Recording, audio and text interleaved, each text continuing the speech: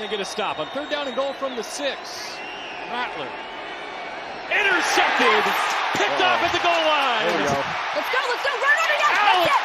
We're going home. Bye. They're cooking with Alex Cook. Touchdown, LA. That's how we do it. Let that man cook. Exactly what he did there. Read it with his feet, stepped in front, had the juice to finish it.